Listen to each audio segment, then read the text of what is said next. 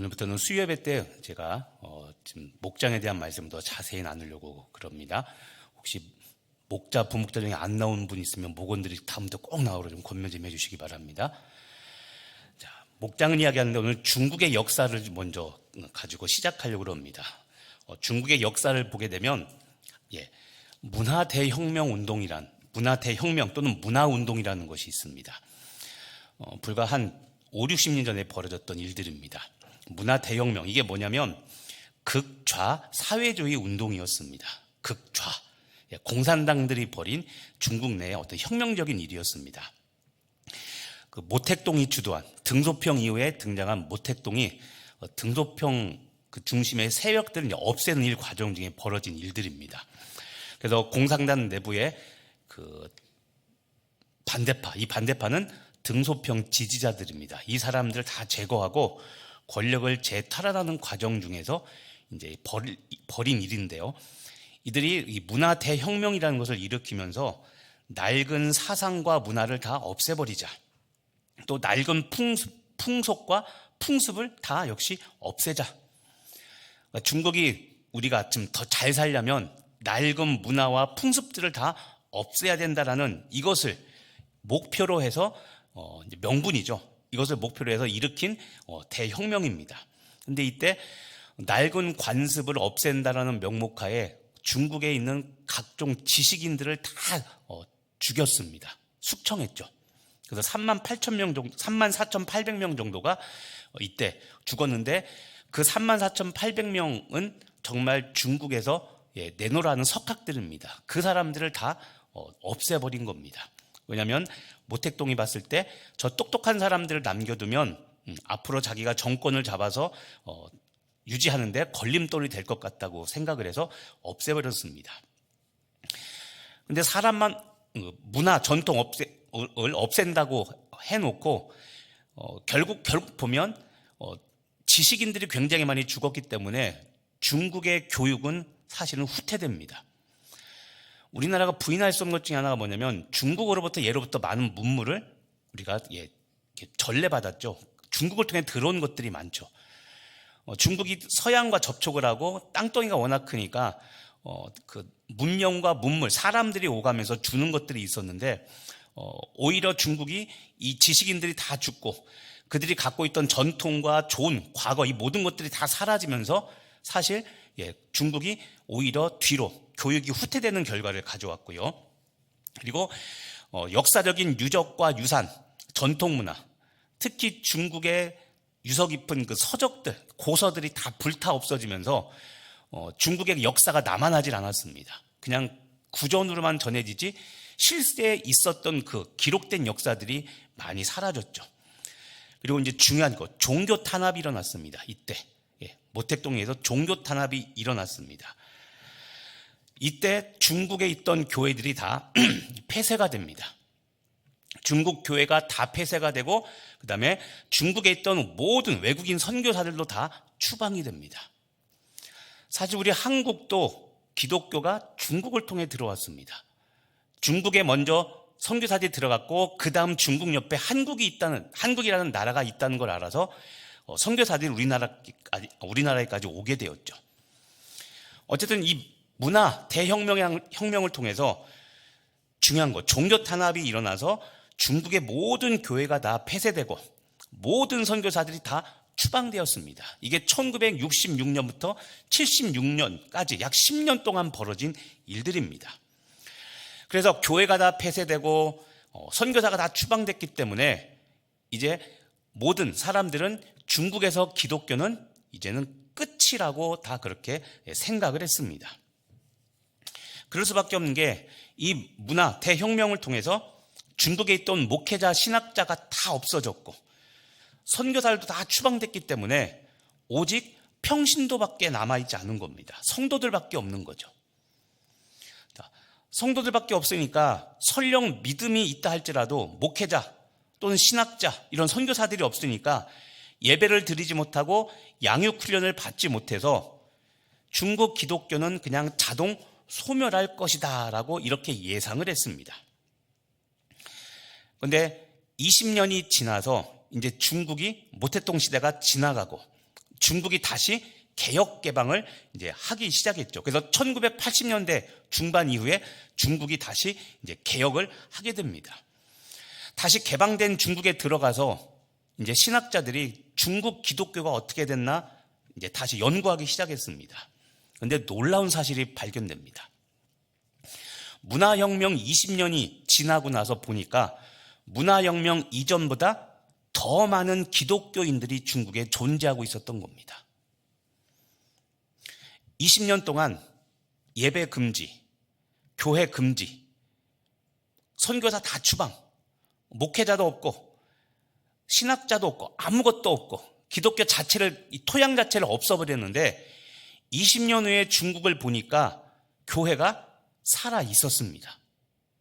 우리가 말하는 지하교회였죠.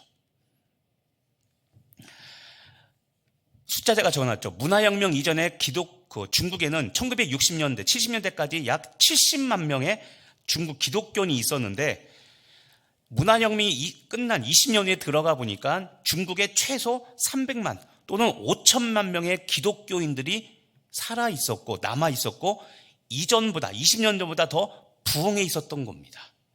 깜짝 놀랐죠. 그리고 중국 교회는 오히려 더 순수한 교회로 바뀌어져 있었습니다.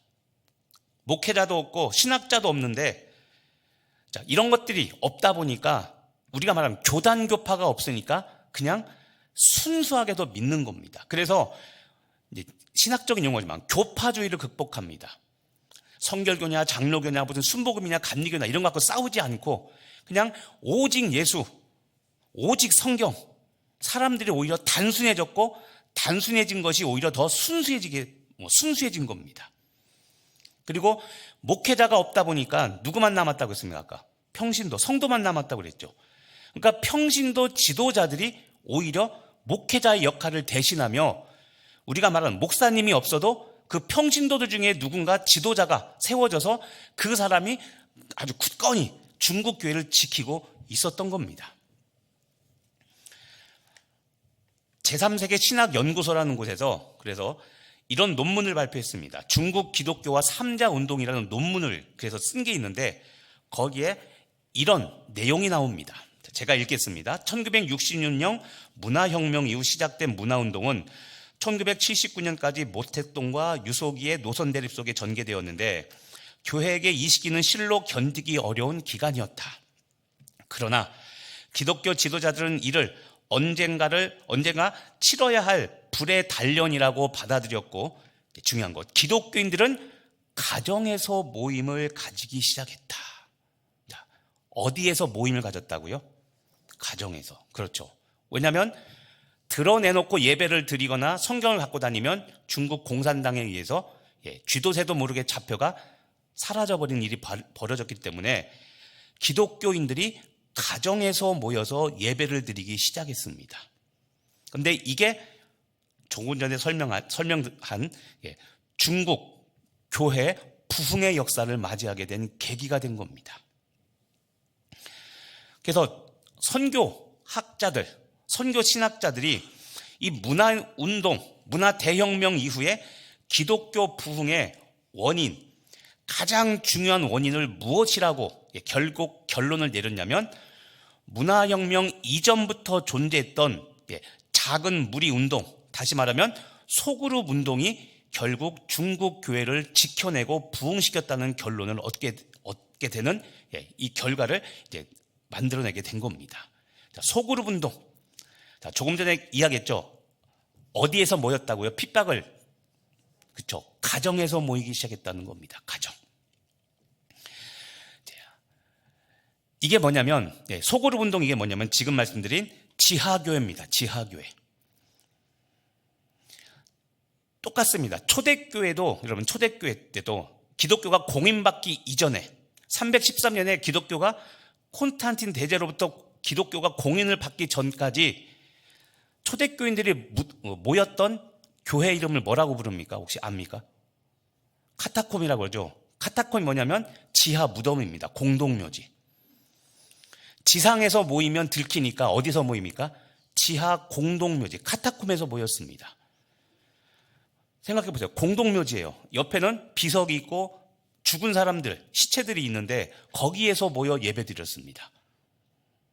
그런데 중국도 마찬가지입니다. 지상이 아니라 지하교회에서 예배드렸고, 그게 바로 가정교회라고 우리가 부르게 된 겁니다. 자, 1980년대 말에 이것을 계기로 인해서 전체 세계 신학에서 다시 연구한 게 있습니다. 그게 뭐냐면 가정교회라는 겁니다. 가정교회를 다른 말로 하면 셀 또는 우리가 말하는 목장, 이렇게 동일한 다 개념입니다. 90% 이상은 다 개념이 같습니다. 조금씩만 차이가 날 뿐이지 핵심 내용은 똑같습니다. 뭐 가정교회, 셀교회, 그다음에 뭐 목장, 다 이런 내용들입니다. 비슷한 내용들입니다. 이런 소그룹 운동의 시초는 사실 초대교회였습니다. 조금 전에 중국 가정에서 모였다고 했죠. 가정교회. 그런데 우리 이미 다 배웠던 것들 한번 점검해 보겠습니다. 자, 오늘 읽었지만 사도행전 2장 46절에 날마다 마음을 같이하여, 첫 번째 어디서 모였습니까? 성전에서 모였고, 두 번째 어디서 모였습니까? 집에서 모여서 떡을 뗐다라는 것은 지금 우리로 말하면 밥 먹었다는 것이죠. 초대교회 모임 장소가 있었는데 하나는 성전이었고 하나는 집이었습니다. 집. 그래서 목장 모일 때 가능하면 가정에서 모이시고, 그런데 종교적인 어려움, 신앙이 다른 종교를 가진 분이나 아니면 믿지 않는 그 가족 때문에 혹시 집에서 모기 어려우면 그냥 교회나 열린 장소에서 모여도 된다고 그랬죠. 자, 중요한 것은 집에서 모였다는 겁니다. 또 하나 볼까요? 골로새서 4장 15절입니다. 자, 라오디게에 있는 형제들과 눈바와 그 여자의 집에 있는 교회에 문안하고. 자, 교회가 어디 있습니까? 집에 있는 교회라고 그랬죠. 이게 초대교회의 모습입니다. 우리가 생각하는 지금 우리가 와 있는 이런 교회 건물이 아니라 초대교회 때는 각자 집에서 모였습니다. 그래서 교회가 어디 있냐면 집에 있는 교회입니다. 또 하나 보겠습니다. 빌레몬서 1장 2절 말씀입니다. 자매 아비아와 우리와 함께 병사된 아키뽀와 내 집에 있는 교회에 편지하노니. 자, 바울이 빌레몬 교회에 편지를 쓰는데 이 교회가 어디 있습니까? 그렇죠. 집에 있는, 여기도 집에 있는 교회라고 그러죠. 눈여겨보지 않았을지 모르겠지만 성경은 초대교회 교회가 어디 있다고 말하고 있습니까? 집에 있었다는 겁니다. 그게 우리가 지금 말하는 목장 또는 목장교회라고 그랬죠. 그래서 우리가 다시 복습을 해보면, 그래서 목장이 무엇이냐 또는 목장교회가 무엇이냐. 목장은 주중에 집에서 모이는 작은 교회가 목장이라고 했습니다. 이렇게 큰 건물 그리고 여러 명이 한꺼번에 모여서 이렇게 드리는 예배는 우리가 주일 예배, 대그룹 예배입니다. 수요일도 마찬가지입니다. 지금 대그룹 예배는 지금도 보세요. 누구만 얘기하고 있습니까? 그렇죠. 저만 이야기하고 있죠. 여러분은 듣고만 있죠. 나눔이 안 됩니다. 또 하나, 듣다가 질문 있습니다. 손 들고 질문할 수 있습니까? 없습니까? 민망해서 못하죠. 그렇죠? 그러니까 이런 장단점이 있다고 그랬죠. 그런데 목장은 서로 이야기할 수 있고, 그 다음에 형식도 보다 자유롭고, 얼굴을 보며, 그렇죠? 지금은 다 저만 보고 계시잖아요.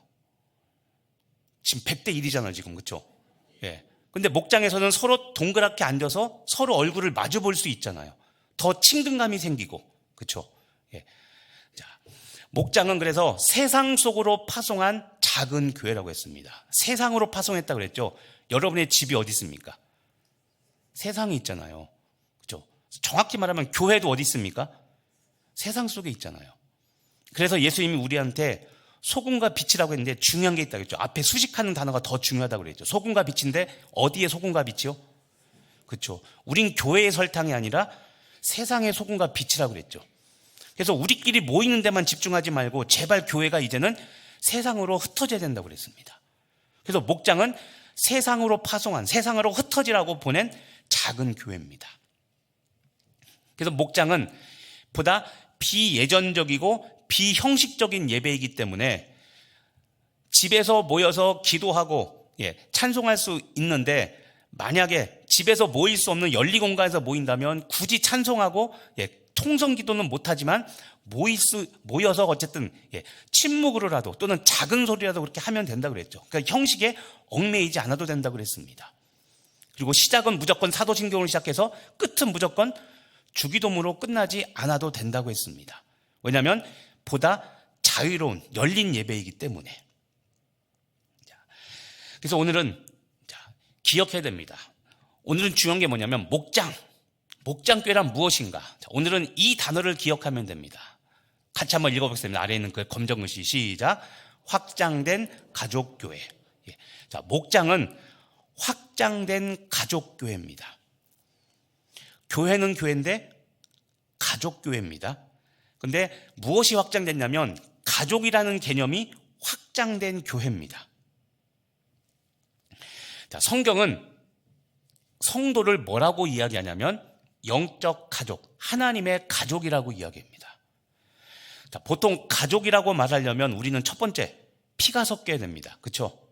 엄마와 아빠로부터 DNA를 우리가 그렇죠? 유전학적으로 물려받아서 X와 Y 염색체를 물려받아서 우리는 엄마 아빠의 그 피로 DNA로 만들어진 우리 사람들 우리들입니다. 그래서 혈연은 반드시 피로 맺어졌습니다. 그래서 피로 맺어진 굳건한 결연을 혈맹이라고 하죠. 혈맹.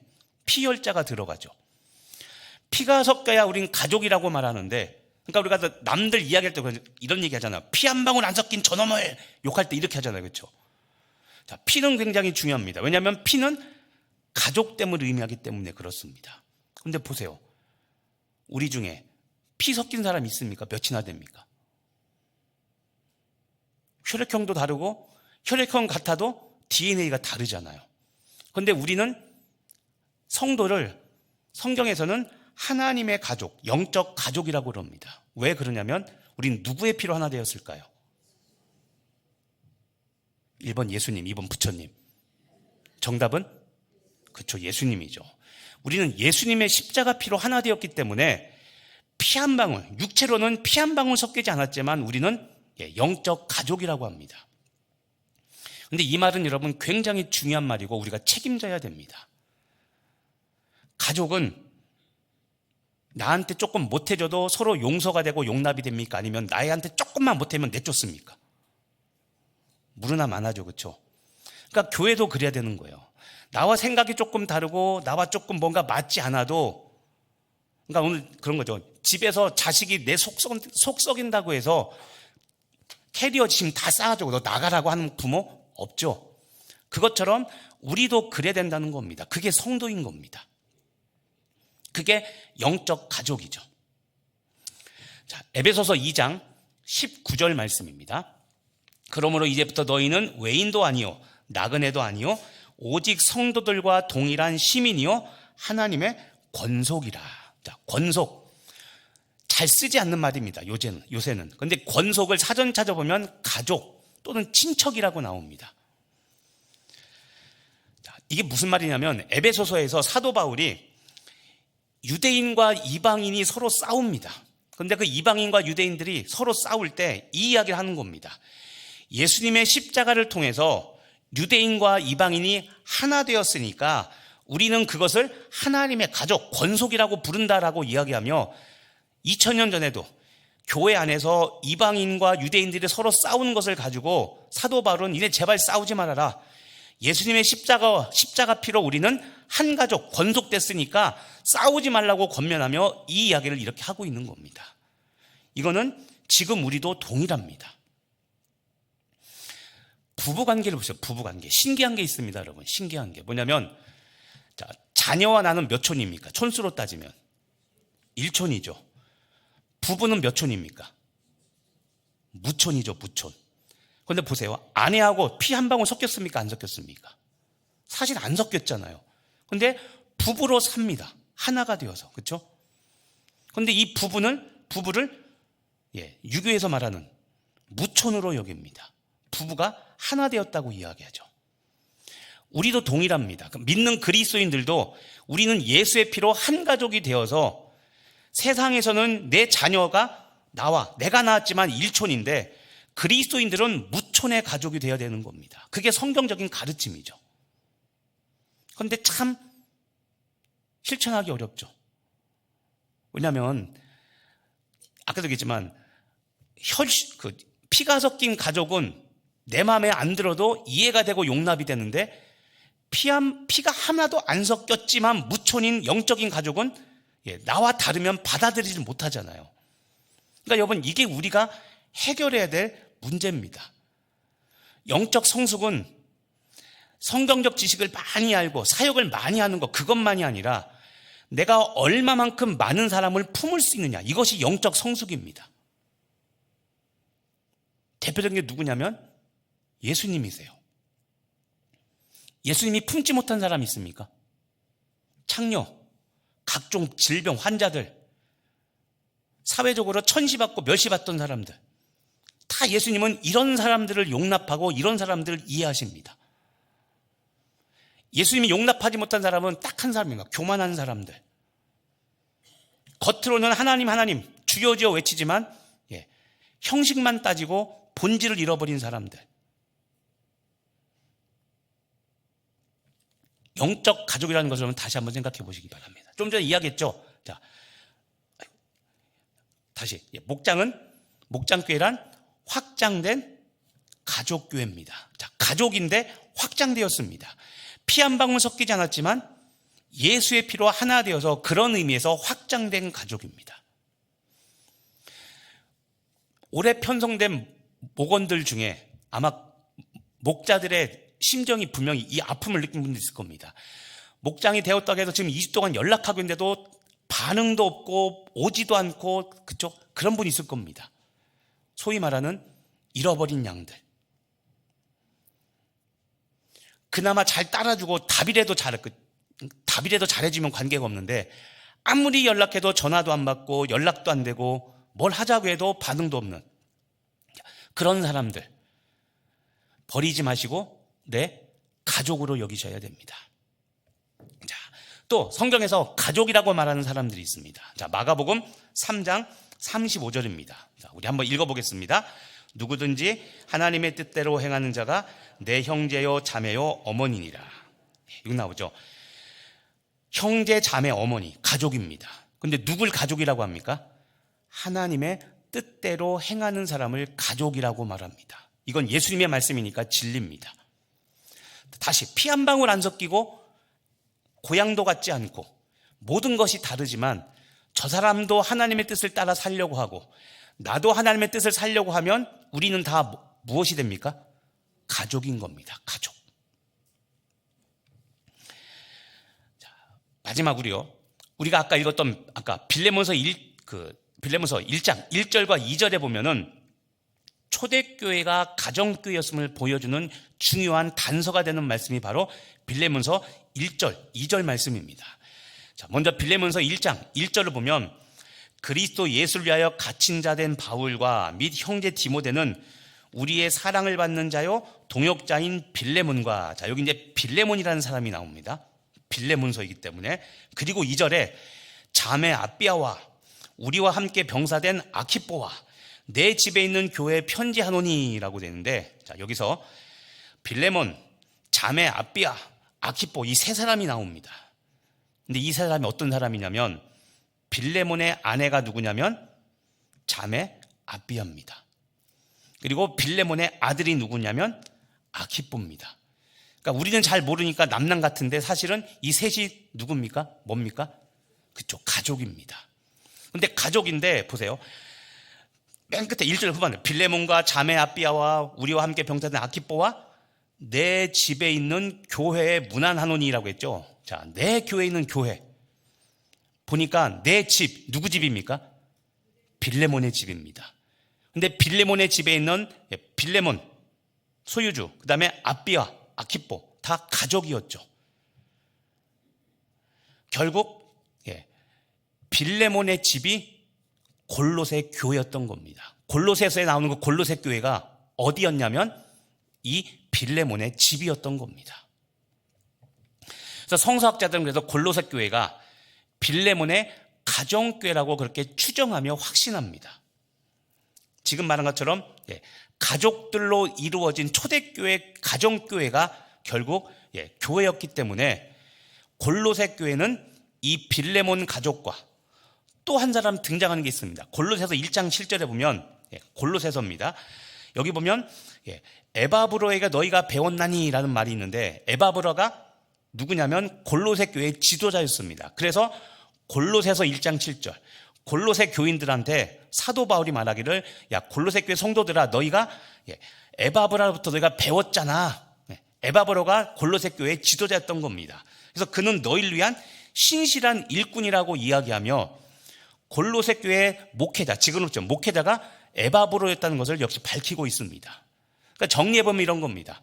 골로새 교회는 에바브로를 목회자로 해서 빌레몬, 그 다음에 그의 아내 아비아, 그 다음에 아들 아키포, 에바브라가 지도자였으니까 당연히 에바브라의 가족들, 그리고 빌레몬의 가족들, 그리고 그 외에 성경에 기록되지 않은 그런 몇몇 가정들이 모여서 구성된 교회가 바로 골로새 교회였다고 이야기하고 있는 겁니다. 그런데 이 골로새 교회는 결국 무슨 교회였습니까? 가정교회였던 겁니다. 그래서 가정교회는 어디서 갑자기 툭 튀어나온 게 아니라 원래 성경에 있던 교회의 원형이었던 겁니다. 이게 초대교회의 모습이었던 거죠. 그래서 목장교회는 4-5 가정, 숫자는 달라질 수 있습니다. 서너 가정 또는 4-5 가정 또는 5-6 가정이 모여서 구성된 확장된 가족교회가 바로 목장이라고 말하는 것, 다른 말로 하면 가정교회라고 말하는 겁니다. 자, 오늘은 한 가지만 기억하시면 됩니다. 목장은 내 가족으로 여기시면 되는 겁니다. 받아들이기 힘들 수 있지만 그래도 1년 동안 나는 이 사람들과 가족처럼 지내야 된다라고 생각하시면 됩니다. 목장은 1년 후에 또 바꿀 겁니다. 지금 계속 가지 않고 1년 후에 다시 바꿀 겁니다. 자, 1년 동안 지금 목장 목원들과 친해지시면 됩니다. 그리고 내년에는 새롭게 구성된 사람들과 또 친해지시면 됩니다. 그렇게 5년, 6년, 7년 지내다 보면 다양한 사람들과 많이 친해지게 될 겁니다. 자, 목장은 확장된 가정교회라는 것 기억하시고, 자, 가족은 서로 사랑할까요? 서로 미워할까요? 그렇죠. 서로 사랑하죠. 아까도 얘기했지만 문제 있으면 뛰쳐나갈까요? 아니면 고민을 같이 이야기하고 문제 해결하려고 노력할까요? 그렇죠. 여러분 생각하지 마시고, 나는 문제 때 가출했어 이 말 하지 마시고, 문제가 있으면 엄마 아빠 또는 형제 자매와 상의하고 그걸 해결해 나가죠. 그게 목장에서 서로 중보기도 하는 겁니다. 목장은 영적 가족입니다. 자, 옆 사람과 함께 인사 나누겠습니다. 목장원이 아니라 할지라도 당신은 나의 사랑하는 가족입니다. 서로 인사 한번 나누겠습니다. 네, 영적 가족입니다. 그러니까는 주로 가족끼리 앉으셨기 때문에, 친한 사람끼리 앉으셨기 때문에 진짜 혈연 가족인 분도 있겠지만, 아무튼 우리 모든 성도는 하나님 안에서 확장된 가족이라는 거 기억하시고, 이번 주 목장 모임 가졌을 때 더 친근하게, 더 반갑게, 그리고 설령 나와 조금 맞지 않는 것이 있다 할지라도 내가 자녀를 용납하듯이, 자녀를 이해하고 자녀를 사랑하듯이 그 사람을 그렇게 섬겨주는 여러분에게 간절히 바랍니다. 네. 자, 우리 찬송 하나 하고 이제 기도하도록 하겠습니다. 주님이여 이 손을 꼭 잡고